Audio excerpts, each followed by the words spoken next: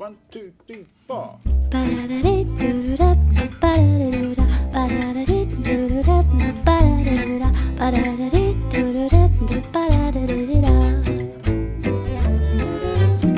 Suis-moi, là où je sais où, suis-moi.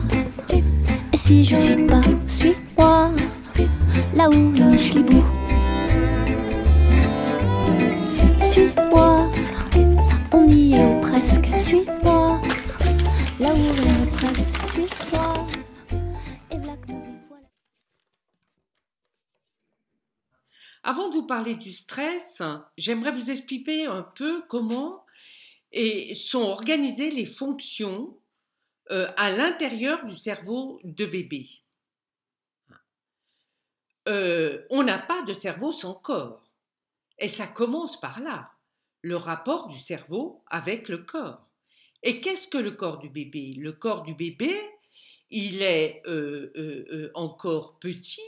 On voit bien que tout est là, tous les organes sont là, mais ils sont immatures.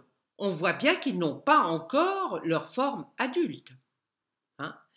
Donc, le bébé a développé en premier ce qu'on appelle le cerveau archaïque, c'est-à-dire les fonctions de son rapport au monde par les sens. Mais ce cerveau-là, c'est celui qui est avec le rapport au corps, qui est le premier à se mettre en place, et c'est ce que le cerveau archaïque. Alors bien évidemment, en parallèle, se met en place le cerveau cognitif.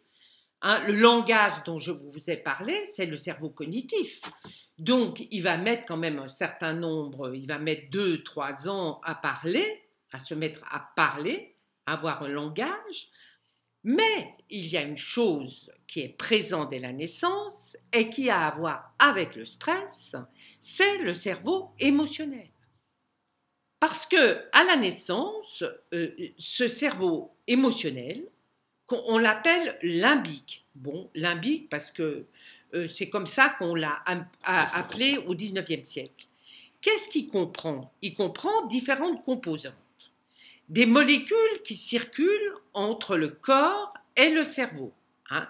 Par exemple, quand sa mère le bichonne, lui fait des bisous et tout ça, il va sécréter de l'ocytocine, cette molécule de l'attachement qui fera qu'il est bien dans les pas de sa mère, et cette molécule circule entre le corps et le cerveau, comme la dopamine, la sérotonine, des molécules de l'humeur. Hein. Et dès très jeune, ça circule déjà. Hein. Et là, on voit bien sur la photo ce bébé qui est en train de téter. On voit bien qu'il prend un énorme plaisir à téter. Le circuit du plaisir, qu'on appelle le circuit de récompense, hein, le circuit du plaisir est déjà là. Hein. Et c'est ça qui le maintient en vie aussi. Il est content quand il a bien mangé, qu'il digère, il va s'endormir, et là, comme il passe énormément de temps à dormir, il va intégrer tout ce qu'il a appris en état de veille. Hein. Et c'est important qu'il dorme énormément parce qu'il en a besoin. Et il y a également présent ce circuit qu'on appelle le circuit de la peur. En fait, c'est un noyau à l'intérieur, une région à l'intérieur du cerveau qui s'appelle l'amygdale, mais ça n'a rien à voir avec l'amygdale de la gorge. Hein. Et cette amygdale est sensible à ce qui se passe autour de lui, c'est-à-dire c'est directement branché sur les sens, cette région-là. C'est-à-dire s'il entend trop de bruit, il va se mettre à pleurer, il va se mettre à crier. Hein. Donc ce circuit de la peur est déjà là, et c'est pour ça qu'on a à vraiment faire attention aux enfants, comme le lait sur le feu, hein, comme je l'ai déjà dit, parce qu'ils peuvent se stresser énormément. Et les enfants ne sont pas égaux face au stress. Il y a des enfants hypersensibles, c'est-à-dire dont les sens sont hyper développés, qui vont recevoir en pleine tête, pour ainsi dire, dans leur tête, tout ce qui se passe autour d'eux, et un moindre changement brusque et tout ça, ils peuvent très bien réagir plus qu'un autre. Hein. Il y a des enfants qui réagissent plus et d'autres qui réagissent moins. Ça dépend des familles. Hein. Il y a des familles stressées, il y a des familles calmes, on voit bien. Et d'ailleurs, quand on voit les parents, on peut tout à fait imaginer comment est l'enfant. Hein. Si les parents sont hyper stressés avec ce qui se passe actuellement et tout ça, c'est pas facile pour eux, eh bien l'enfant, malheureusement, il sera plus stressé, tout en sachant que quand il est petit comme ça, on peut tout récupérer. Hein. Il n'y a pas de souci à se faire. Hein. Ce n'est pas comme les adolescents. Les adolescents, c'est beaucoup plus grave. Mais là, quand il est tout petit, il y a une résilience absolument extraordinaire. Voilà ce que je voulais vous dire. Merci.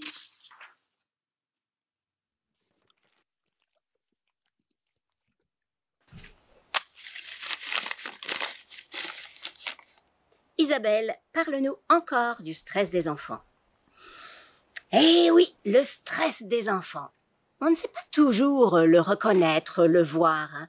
Mais en fait, chaque fois qu'un enfant a un comportement débordant, il est probablement sous stress. Avant de penser « Oh, je dois mettre une limite à ce comportement. Oh là, cet enfant doit régler son comportement », au-delà du comportement, j'écoute ce qui se passe en dessous.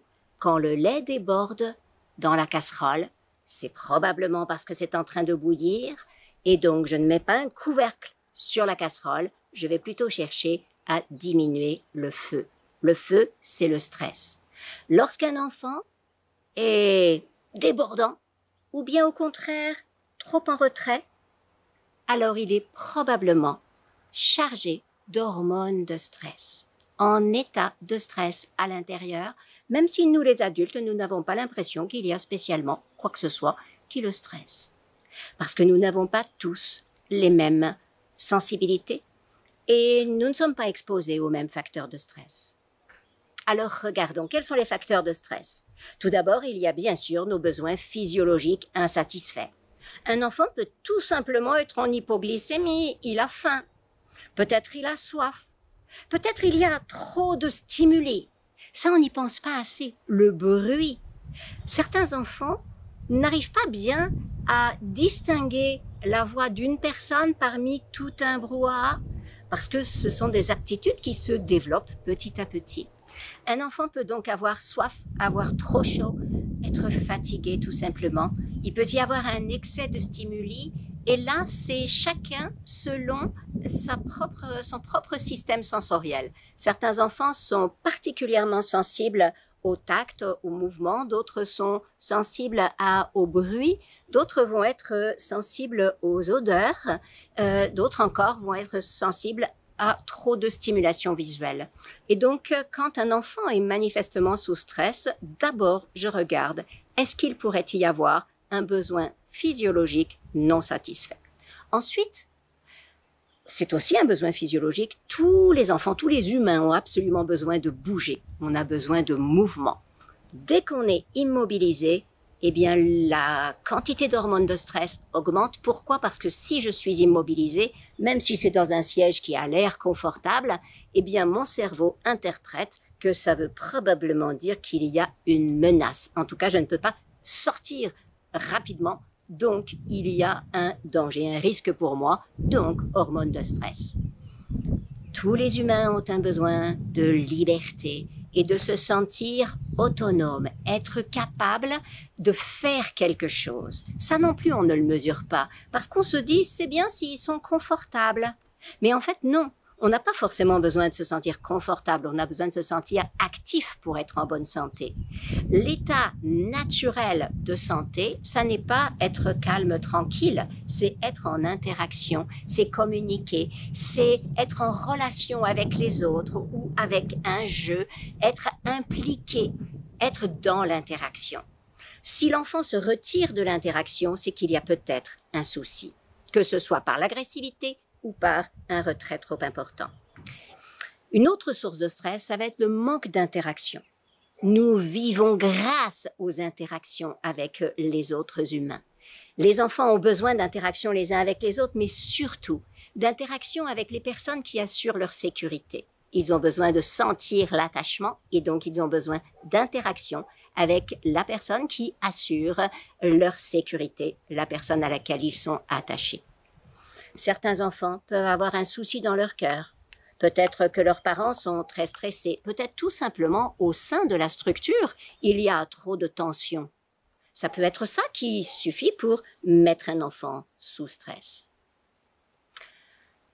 Comment faire pour, face à tous ces facteurs de stress, ces facteurs de risque, mettre en place des facteurs de protection?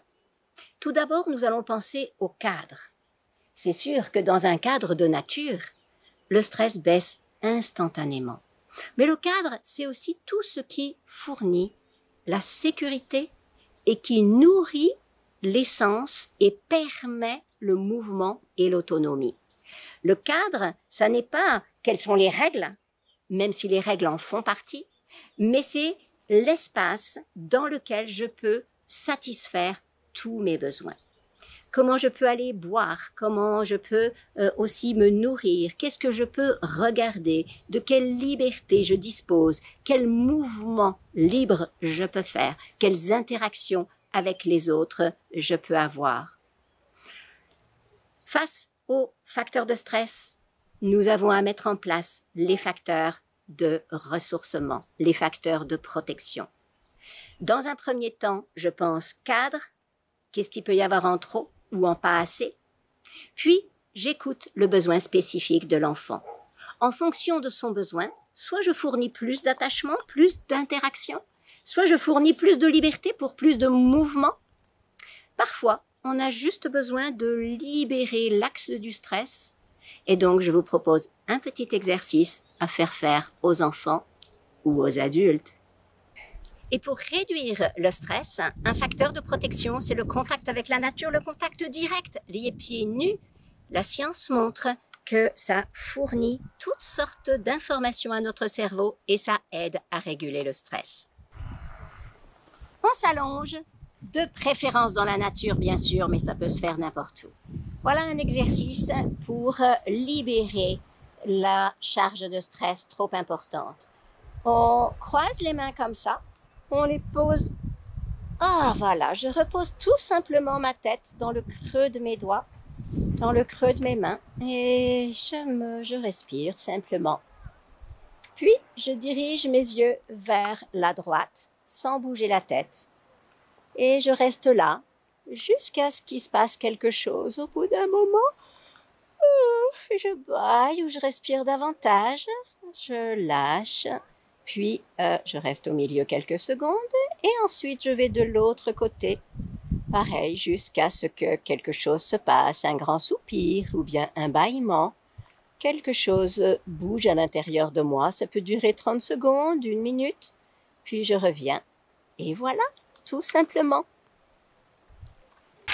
Alors, eh bien, je crois que je vous ai dit beaucoup de choses à tester maintenant. Parfois, il y a des situations de vulnérabilité plus spécifiques. Et donc, Brigitte et Martine, je vous envoie la boulette. Ah, la boulette. Bonjour docteur Brigitte Collet, bonjour Martine Roussel-Adam, ravie de vous accueillir. On commence une séance sur la santé sociale et les situations de vulnérabilité avec vous. Et je vais d'abord poser une question au docteur Brigitte Collet. Brigitte, qu'entend-on par situation de vulnérabilité ? Alors, un enfant est considéré comme vulnérable quand il se trouve dans un certain nombre de situations, en particulier par exemple la pauvreté, les fragilités financières, l'absence de logement, l'absence de, des difficultés de fin de mois, le stress un peu chronique d'une famille qui ne sait pas où elle va vivre et avec quoi elle va vivre. Ça, c'est une situation de vulnérabilité. Il y a aussi la question de l'exclusion sociale, les personnes qui vivent dans des squats, mais on revient un petit peu à la situation initiale. Il y a des situations aussi où la famille n'est pas dans sa culture habituelle, où là on vient sur l'interculturalité des mamans qui ont des cultures très différentes et quand elles accouchent avec un bébé dans une culture qui n'est pas la leur, où on ne les comprend pas, on ne les accompagne pas de la manière dont elles pourraient avoir l'habitude.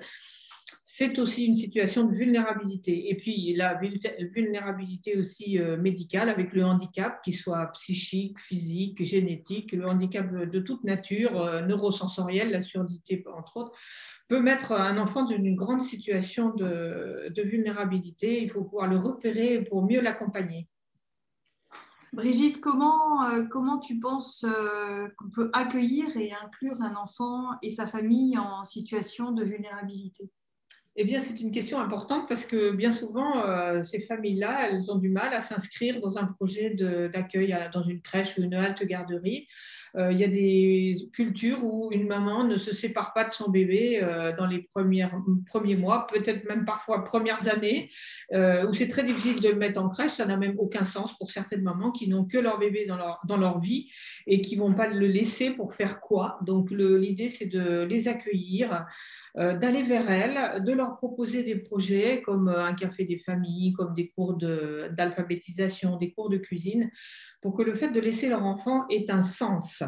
Et puis une fois que l'enfant est accueilli, soit dans un lieu d'accueil enfants-parents, dans une halte garderie ou une crèche, j'allais dire c'est gagné parce que les professionnels vont pouvoir l'accueillir tel qu'il est avec cette diversité et ses fragilités, et puis aussi l'observer, repérer les difficultés s'il en a, et puis les redresser, les améliorer et faire de la prévention précoce, parce que c'est ça l'idée, hein, de redresser le parcours d'un enfant dès les premiers mois pour pouvoir empêcher des difficultés ultérieures.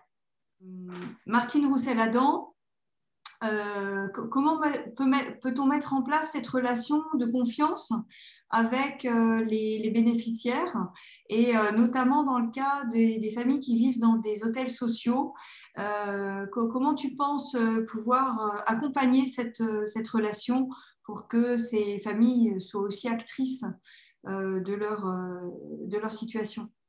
Oui, tu as tout à fait raison de parler de cette situation de l'hébergement en hôtel social parce que c'est vraiment de plus en plus préoccupant. Ça concerne 58 000 personnes, dont 47% d'enfants rien qu'en région parisienne. Donc, c'est énorme. Et en fait, il faut savoir que l'hôtel social, normalement, ça devait être un abri provisoire pour les familles qui étaient à la rue et qu'on place là de façon très provisoire. Et alors que du fait de la situation générale pour s'occuper de ces familles-là, elles restent très longtemps, voire 2 ans, 3 ans et voire 5 ans dans ces hôtels. Et c'est une situation difficile. Et si on veut aider ces familles-là, il faut absolument bien comprendre leur contexte. Leur contexte, c'est-à-dire que c'est une extrême promiscuité. Ils vivent toute une famille dans 1 ou 2 chambres. Donc, les enfants, ils n'ont aucun espace pour jouer, pour travailler, pour faire le devoir. Ils ont toute la journée la télé avec les parents, les enfants plus jeunes, etc. Et ils n'ont pas d'endroit pour vivre leur vie d'enfant. De plus, il y a une situation de peur dans ces familles, parce qu'elles sont plus ou moins en situation légale, et donc à tout moment, on peut leur retirer leurs enfants ou les ramener au pays. Donc là, par rapport au lieu d'accueil, on a constaté que si on essayait de faire venir ces enfants dans nos lieux à nous, ça ne fonctionnait pas parce qu'il y a la peur qui est là.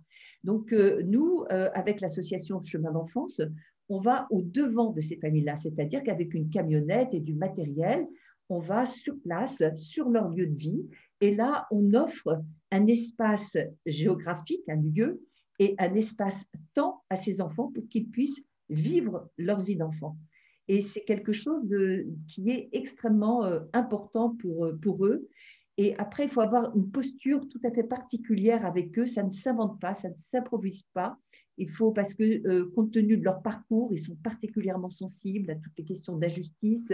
Ils peuvent être turbulents. Il faut vraiment agir en bonne connaissance de cause de leur situation pour les amener à ce qu'ils se sentent respectés et qu'ils aient envie aussi de s'insérer dans la société française. Merci beaucoup Martine. Comment justement entamer ce processus de résilience avec ces enfants qui sont face à des situations de grande vulnérabilité? Je pense que tu as expérimenté quelques pistes très intéressantes, peut-être pour des enfants un peu plus grands. Est-ce que tu peux nous en dire un petit mot? Oui, je pense que pour aider ces enfants en situation de vulnérabilité en général à commencer des processus, à entrer dans des processus de résilience, il faut d'abord qu'ils expriment leurs sentiments, expriment leurs ressentis.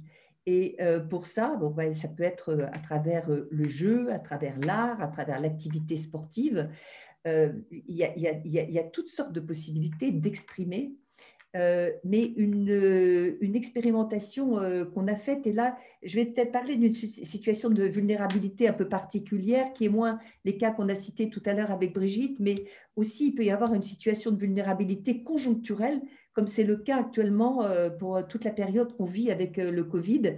Et du coup, ça concerne tous les enfants, pas seulement les enfants spécialement fragilisés. Et là, on a une expérience avec une autre association dont je m'occupe qui s'appelle SEB, Savoir-être et vivre ensemble, et qui développe les ateliers philo avec les enfants. Et là, on a constaté une grande vulnérabilité des enfants. Et alors, quand on a repris, alors surtout après le premier confinement, où ils avaient été dans une période sans interaction sociale et avec beaucoup de peur de tous les côtés, de choses qu'ils ont pu entendre à travers les informations, à travers les réactions de leurs parents. Et pour les premiers ateliers philo, quand ils sont revenus, on leur a demandé quel thème ils voulaient choisir. Et les thèmes qu'ils ont choisis, alors d'habitude, c'est le bonheur, la joie, la vie réussie, etc. Et là, c'était la peur, la responsabilité, parce qu'ils se sentaient responsables quelque part du virus. La peur, c'est parce qu'ils ont entendu parler de guerre. L'amitié, parce qu'ils disent, mais on n'a plus d'amis puisqu'on ne les voit plus. Donc, tous ces sujets-là, c'était extrêmement important pour eux d'exprimer, par exemple, qu'est-ce qu'un ami? Est-ce qu'on n'a plus d'amis parce qu'on ne peut pas le voir pendant un certain temps? Ou est-ce que l'amitié, ça va un peu au-delà? Très important, et dès la toute petite enfance, ces ateliers de soutien des émotions, d'accueil et soutien des émotions sont déjà importants, même avant le langage préverbal. Brigitte, je te laisse le dernier mot. Restez en veille. Je crois qu'il y a vraiment le maître mot, c'est de leur donner des espaces, que ce soit aux parents, hein, à la mère, très souvent pour les enfants très jeunes, un endroit où ils peuvent se poser, où ils seront accueillis tels qu'ils sont, sans tracasserie administrative, sans peur, établir un climat de confiance pour vraiment qu'ils puissent confier leur enfant. Et à mon avis, c'est ça la difficulté la plus importante, c'est d'aller vers eux et de les accueillir.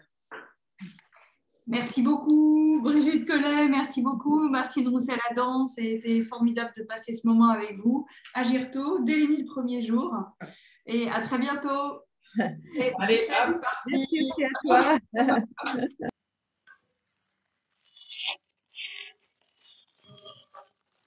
Accueil des émotions, régulation du stress. Il n'est pas toujours facile d'accueillir et d'accompagner des parents lors d'une rencontre, lors d'un temps ludique avec leurs enfants, quand ceux-ci sont stressés, angoissés, avec une image d'eux-mêmes dégradée, un manque de confiance en soi et dans les autres, et une terrible peur du jugement de leur image de maman ou de papa. Comment favoriser, provoquer la relation parent-enfant? Comment faire pour que l'enfant ne soit pas impacté par cette angoisse et ce stress? Nous avons vécu une expérience riche en émotions, en lâcher-prise, de découverte, de connaissance et de reconnaissance. Le choix d'une médiation par la mise en scène, de l'animation d'un atelier parental sur les émotions a permis d'élaborer avec les parents une expérience conjointe. Qu'est-ce qu'une émotion? Comment l'identifier?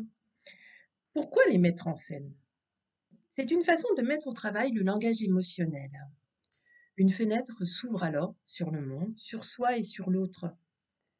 Mieux se comprendre, comprendre l'autre, comprendre son enfant, comprendre l'environnement qui nous entoure. Ce que cela provoque, ce que je ressens, ce que l'autre perçoit. C'est-à-dire mettre au travail de façon ludique son rapport à soi, son rapport à l'autre.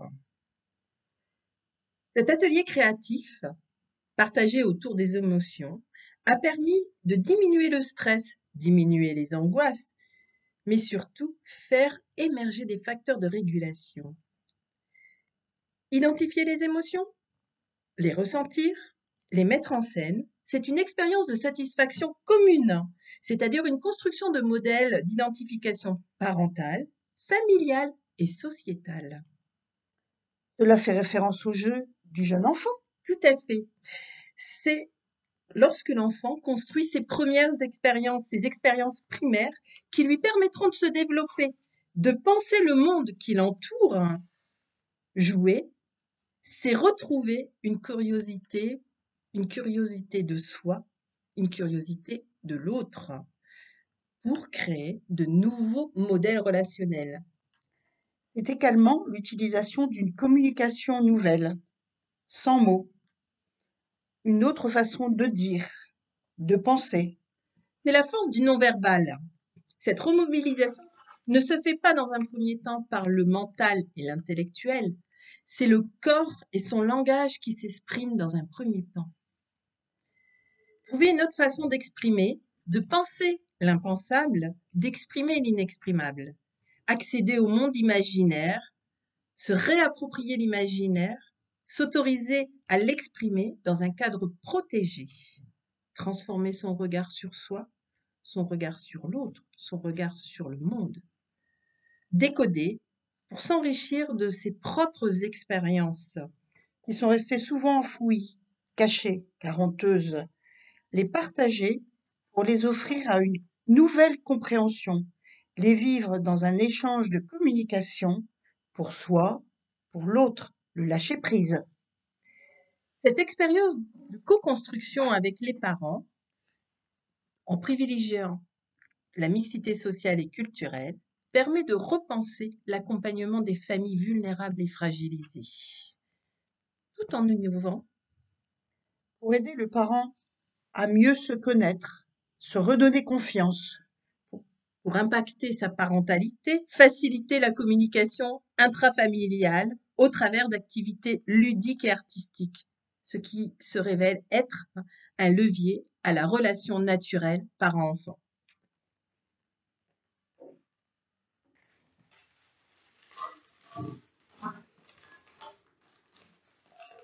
L'individuel dans le collectif. L'avantage de pouvoir accueillir les parents dans ces petits collectifs plutôt intimistes, ça va être de pouvoir les accompagner à la fois de manière individuelle dans la relation que vont pouvoir tisser avec leur enfant au travers du massage bébé, du toucher sain et nourrissant, mais également de pouvoir vivre cette expérience dans un collectif de parents, pour exemple en centre de détention ou encore à la maison des parents ou en ESAT. Tous les parents ne sont pas de la même manière à l'aise avec le toucher et le massage bébé. Le fait de pouvoir s'imprégner, s'inspirer ou imiter d'autres parents, ça leur permet bien souvent de gagner confiance en eux, de s'autoriser à, et puis les échanges entre eux vont leur permettre de pouvoir se construire leur propre manière de masser, de s'adresser à leur bébé. Et petit à petit, au fil des ateliers, parce que ces ateliers se déroulent en 3, 4, 5 séances, on observe des parents qui, petit à petit, s'autorisent, gagnent confiance en eux, ont un toucher beaucoup plus appuyé, beaucoup plus sûr finalement sur leur bébé, et on observe des bébés se détendre, apprécier, gagner confiance en eux aussi, parce que c'est tout l'intérêt du massage bébé, c'est que ça permet à l'enfant et aux parents de se poser, de prendre un temps pour soi. On sait qu'aujourd'hui, dans la vie qu'on mène en tant que parent, et quel que soit notre milieu de vie, notre environnement, on sait qu'on a des difficultés à prendre du temps réellement avec son enfant, en ayant l'esprit complètement libre et en étant complètement disponible physiquement et psychiquement. Et bien là, au cœur de ces ateliers, on n'a pas d'obligation, juste la possibilité et l'envie de se poser avec son tout petit, de profiter d'un temps d'échange, où voilà, on parle ou on ne parle pas, on touche ou on ne touche pas, mais en tout cas, on s'autorise à prendre ce temps et on s'autorise à se faire confiance en tant que parent et à développer finalement des compétences qui sont bien là mais qu'on n'oserait peut-être pas mettre en avant s'il n'y avait pas cet outil qui est le massage bébé.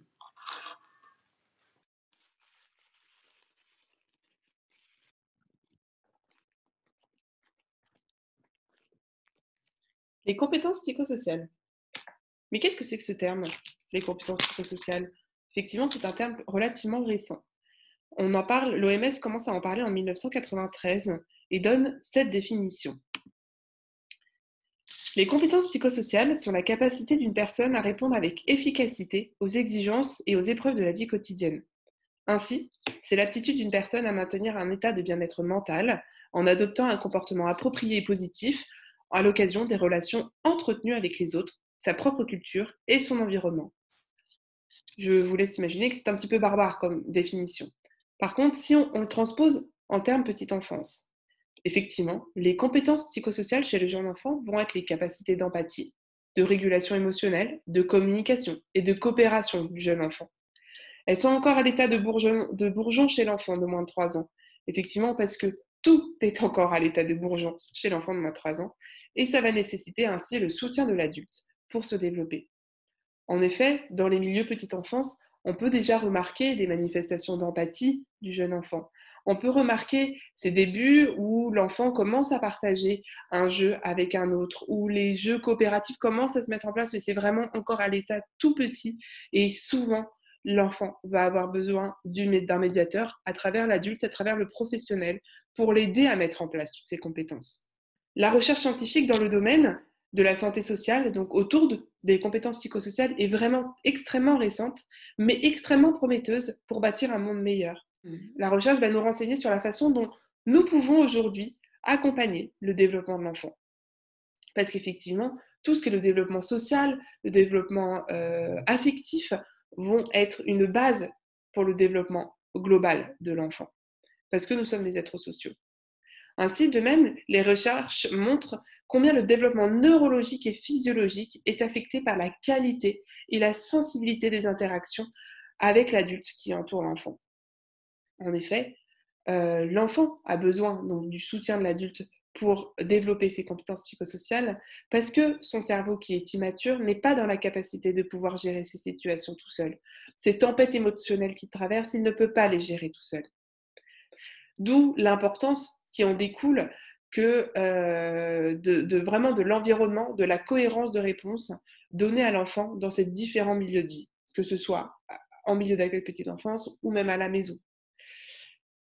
Une première recherche-action en promotion de la santé sociale est en cours en France, dans les milieux petite enfance. Il y a plusieurs crèches qui sont concernées par ce dispositif, dans le Nord, dans les Yvelines et à Bordeaux, autour de Bordeaux. Cette recherche vise à accompagner les professionnels de la petite enfance dans leur pratique éducative, visant à soutenir les compétences psychosociales du jeune enfant. Donc en effet, la recherche-action accompagne au quotidien les professionnels à adopter des postures éducatives ajustées, adaptées aux besoins de l'enfant pour venir répondre aux besoins de l'enfant. Cette recherche met aussi en place un outil appelé Pilou et Filou. Donc, ce sont des marionnettes. Voici Pilou et voici Filou, qui, à travers des ateliers, vivent des situations du quotidien du jeune enfant, comme demander une place, reconnaître chez soi ou chez les autres une émotion, vivre cette émotion. Donc, à travers ces ateliers qui sont faits à peu près une fois par semaine, les enfants vont pouvoir découvrir comment est-ce que Pilou et Filou font face à leurs défis du quotidien. Comment est-ce qu'ils font pour demander une place? Et donc, vont pouvoir vraiment s'identifier à ce que vivent ces marionnettes et pouvoir reproduire et de dire, bon ben voilà, comment est-ce que, en tant qu'enfant, je vais pouvoir m'approprier ce que Pilou et Filou vivent dans leurs ateliers et le mettre en place.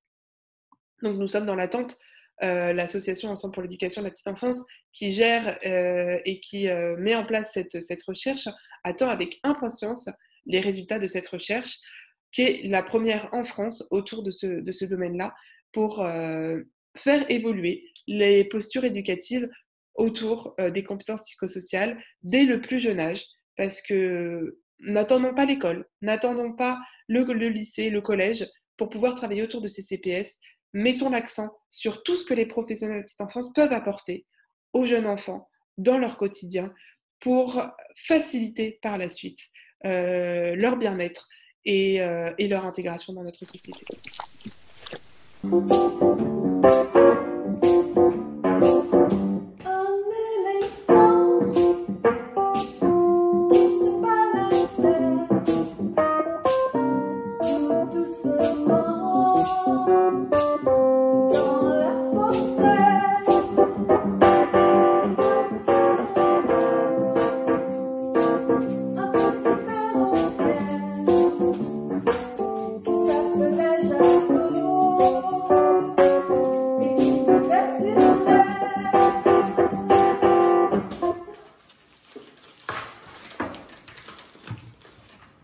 L'éveil musical.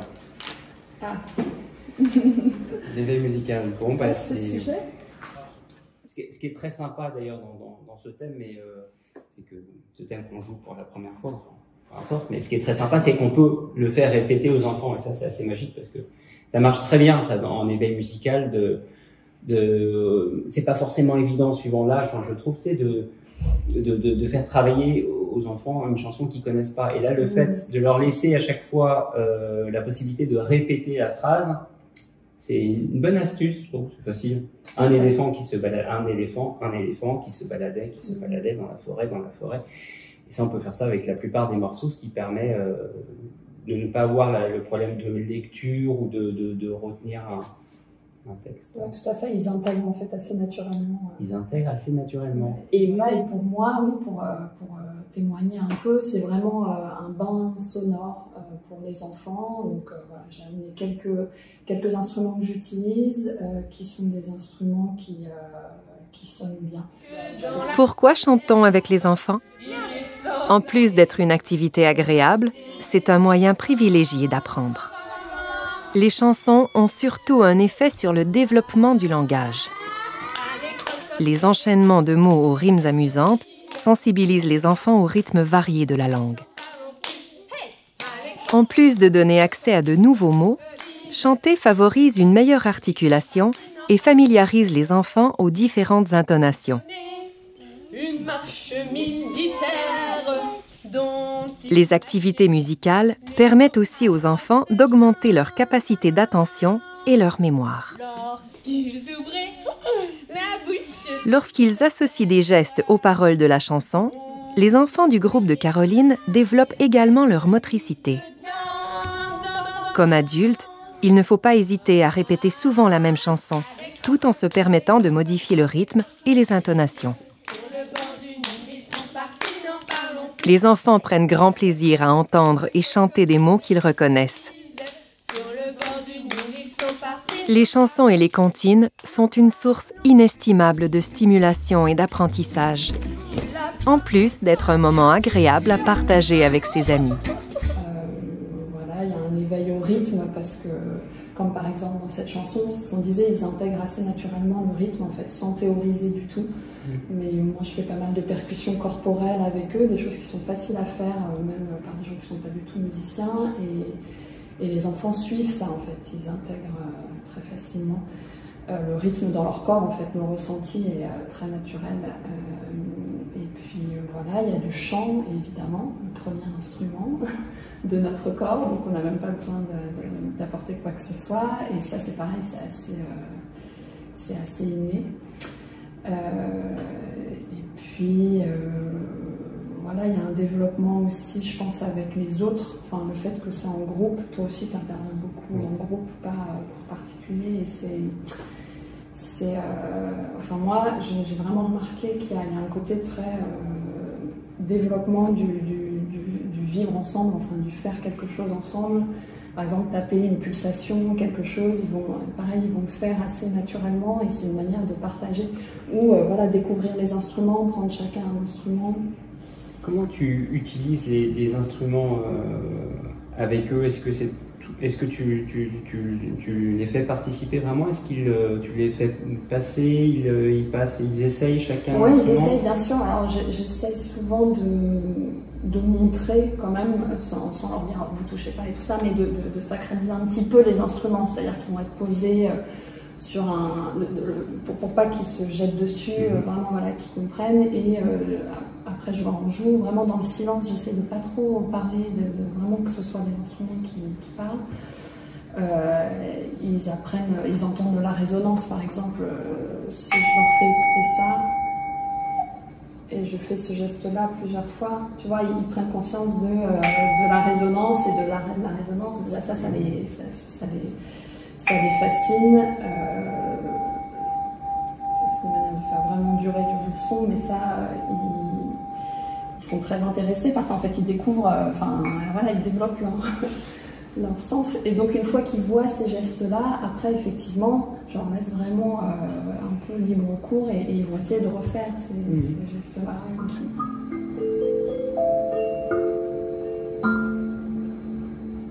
Et puis pareil, ça se...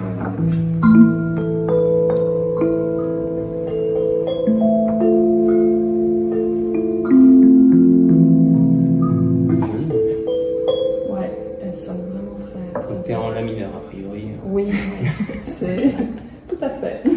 Mais par contre, oui, ici, sur les accords, c'est aussi par rapport aux émotions. Je trouve que sur ça, c'est vraiment lié à tout ça. En fait, la musique, c'est directement lié à leurs émotions. Donc voilà, un instrument qui va jouer en mineur. Celui-là, je l'utilise pas mal pour des moments de relaxation à la fin. Et ils s'allongent et ils entendent cet instrument. Je le fais passer aussi d'une oreille à l'autre en leur demandant de fermer les yeux pour qu'ils prennent conscience de leur stéréo naturel. En fait, on a deux oreilles et c'est assez génial. Tu entends dans une oreille et dans l'autre et l'instrument passe. Et toi, avec le clavier, alors, donc, tu leur fais... alors, je crois que l'élément central, c'est vraiment le jeu. Le jeu et l'idée de passer un bon moment. Ça peut être des petits moments avec des marionnettes aussi, ça marche assez bien sur les tout petits et parfois qu'ils soient un peu tristes ou pas, enfin, dans les hôpitaux ça marche bien aussi, mais ils aiment beaucoup la marionnette et puis encore plus si la marionnette joue du piano. C'est le cas de s'amuser avec une marionnette, même si on n'est pas musicien, de les faire rêver avec des chansons comme ça. Okay. J'aime bien quand tu parlais du jeu, parce que c'est vrai qu'on a quand même la chance de faire un métier où on joue, on joue des instruments en fait. Ouais. C'est marrant qu'on emploie ce verbe-là, jouer des instruments, mais donc c'est clair que c'est directement lié à l'enfance, quoi, et que c'est assez direct pour eux, ce monde-là.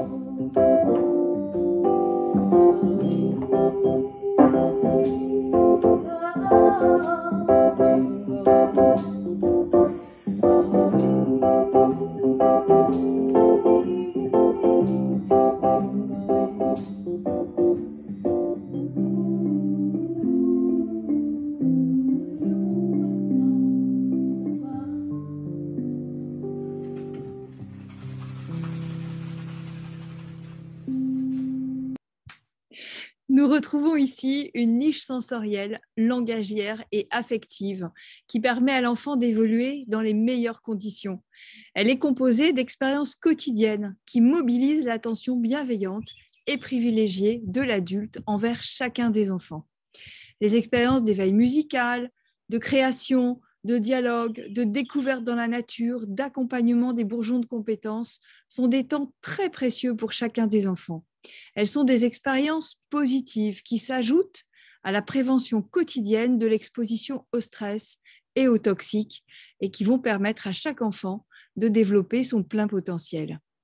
On comprend que le cerveau ne peut fonctionner seul. Isolé, il s'éteint. C'est l'harmonisation de deux cerveaux qui structure une personnalité. Le cerveau du jeune enfant se nourrit de ces liens qui se tissent grâce à la confiance entre l'adulte et l'enfant et qui conduit à la sécurité affective. Et ça, c'est un trésor pour toute la vie. C'est la raison pour laquelle nos métiers sont des métiers de l'être et de la relation.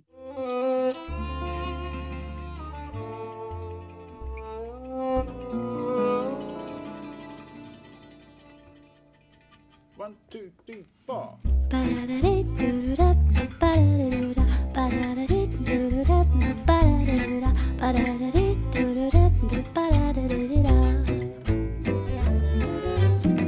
Suis-moi, là où je sais où, suis-moi.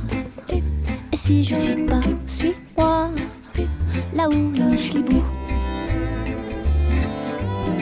Suis-moi, on y est ou presque, suis-moi, là où rien ne presse, suis-moi, et v'là que nous y voilà. On se pose, c'est si bon quand on se pose, plus de questions et qu'on ose ouvrir enfin les bras. Se perd, c'est si bon quand on se perd, sans ces espèces de repères qui nous repèrent même pas. C'est si bon quand on se perd. Bonjour et bienvenue. Nous nous retrouvons pour cette troisième pause respiration ensemble.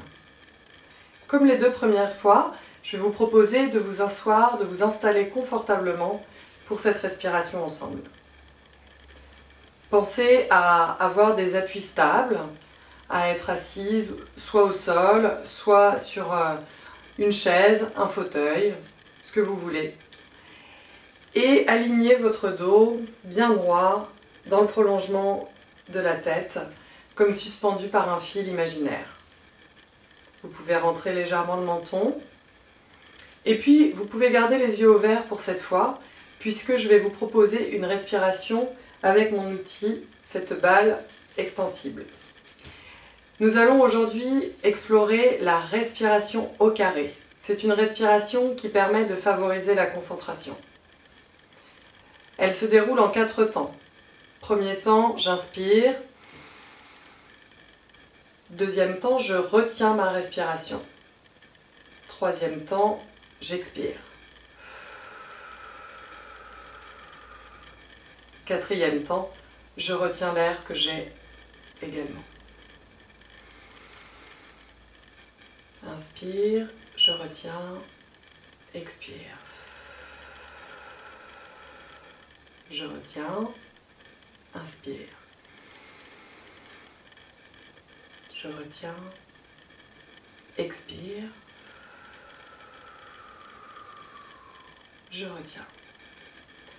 Vous pouvez expérimenter cette respiration au carré à l'aide d'un outil visuel comme celui-ci, ou bien en dessinant un carré avec votre doigt. Premier temps, j'inspire. Deuxième temps, je retiens ma respiration. Troisième temps, j'expire. Quatrième temps, rétention de l'air également. Voilà pour cet outil pour aujourd'hui. Je vous dis à la fin du prochain module pour ce prochain temps de respiration.